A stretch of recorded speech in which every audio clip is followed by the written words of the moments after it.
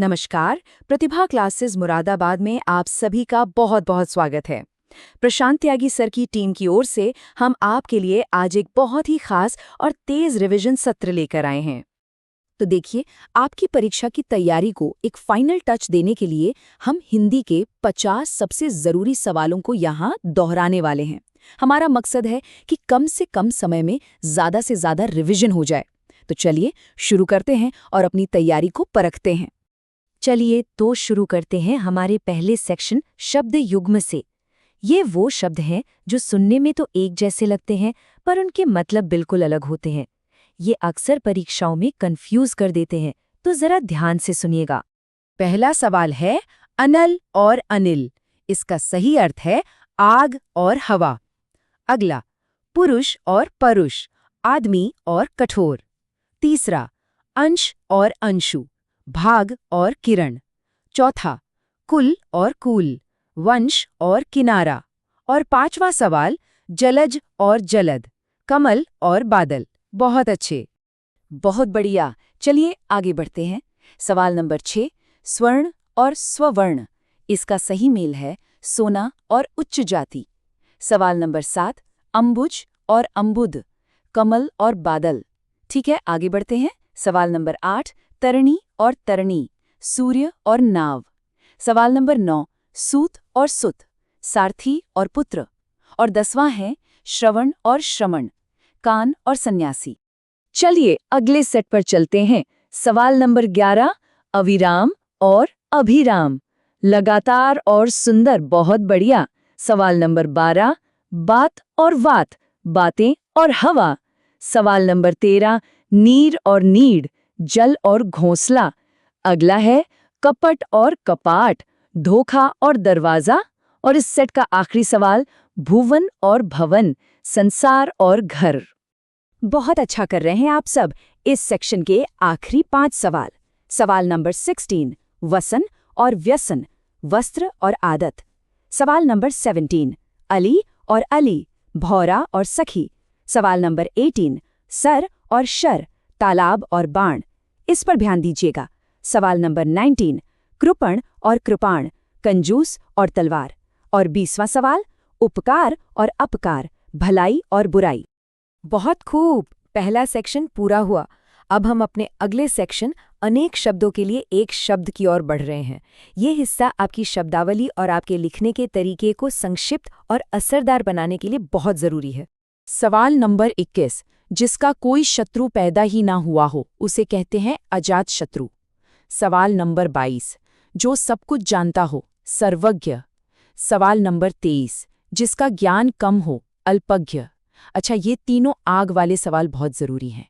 सवाल नंबर 24 जंगल में लगने वाली आग, इसे दावांगनी या दावानल कहते हैं। और सवाल नंबर 25 समुद्र में लगने वाली आग, बड़वाग्नि। बहुत अच्छा, आगे बढ़ते हैं। सवाल नंबर 26 पेट में लगने वाली आग, जठराग्नि।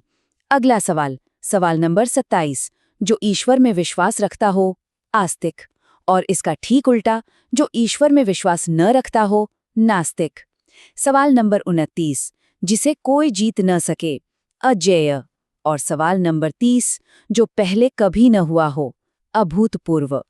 चलिए जारी रखते हैं। सवाल नंबर 31 जिसके समान कोई दूसरा ना हो, अद्वितीय। सवाल नंबर 32 जो आंखों के सामने हो, प्रत्यक्ष। और इसका विलोम जो आंखों के सामने ना हो, इसके लिए अप्रत्यक्ष या परोक्ष दोनों ही शब्द सही हैं। ये अक्सर पूछा जाता है। सवाल नंबर 34 किए गए उपकार को मानने वाला, कृतज्ञ। और इसका ठीक उल्टा किए गए उपकार को न मानने वाला, कृतघ्न। चलिए अगला सवाल। सवाल नंबर 36 जिसकी गर्दन सुंदर हो, सुग्रीव। सवाल नंबर 37 जो कम बोलता हो, मितभाषी। अब एक दिलचस्प सवाल। सवाल नंबर 38 पैर से सिर तक, आपा मस्तक। सवाल नंबर 39 100 वर्ष का समय, शताब्दी। और सवाल नंबर 40 जो वंदना करने योग्य हो, वंदनीय। और अब इस सेक्शन के अंतिम सवाल। सवाल नंबर 41 जिसका कहीं भी अंत न हो, अनंत। सवाल नंबर 42 जिसे बुलाया न गया हो, अनाहूत। सवाल नंबर 43 जो बिना वेतन लिए काम करे, अवैतनिक। सवाल नंबर 44, पथ दिखाने वाला, पथ प्रदर्शक। और आखिरी सवाल, घृणा के योग्य, इसे घृणित या घृणास्पद कह सकते हैं। बहुत शानदार। हम अपने आखिरी सेक्शन पर जाने से पहले एक छोटी सी बात कहना चाहेंगे। अगर आपको ये रिवीजन सत्र वाकई काम का लग रहा है तो इसे अपने दोस्तों के साथ भी जरूर शेयर करें ताकि उनकी भी मदद हो सके। चलिए अब आगे बढ़ते हैं। चलिए अब हम अपने अंतिम और सबसे महत्वपूर्ण सेक्शन पर आते हैं, वर्तनी और अर्थभेद। ये एक बहुत ही जरूरी हिस्सा है जहाँ छोटी छोटी गलतियों से नंबर कट सकते हैं। यहाँ हम स्पेलिंग और शब्दों के अर्थ में जो बारीक फर्क होता है उस पर ध्यान देंगे। सवाल नंबर 46 देखते हैं, तरंग और तुरंग का सही अर्थ क्या है? इसका सही अर्थ है लहर और घोड़ा। बहुत अच्छा। अब सवाल नंबर 47 जो कि बहुत महत्वपूर्ण है, ईर्ष्या और स्पर्धा में क्या अंतर है?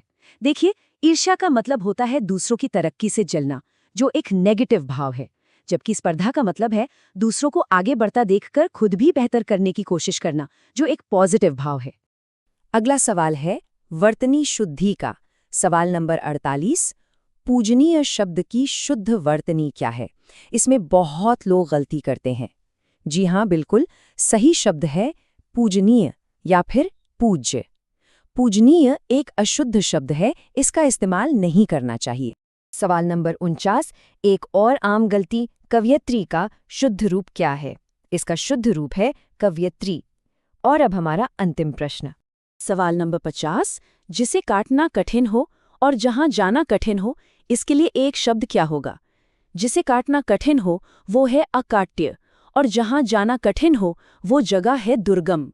और इसी के साथ हमारे 50 महत्वपूर्ण प्रश्नों का ये अभ्यास यहीं समाप्त होता है। हमें उम्मीद है कि इस सेशन से आपको अपनी तैयारी को परखने में काफ़ी मदद मिली होगी। अगर आप इसी तरह की और भी उपयोगी सामग्री चाहते हैं तो प्रतिभा क्लासेस मुरादाबाद के चैनल को सब्सक्राइब करना न भूलें ताकि आप कोई भी अपडेट मिस न करें।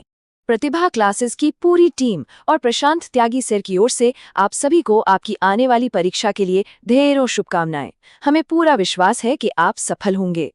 धन्यवाद।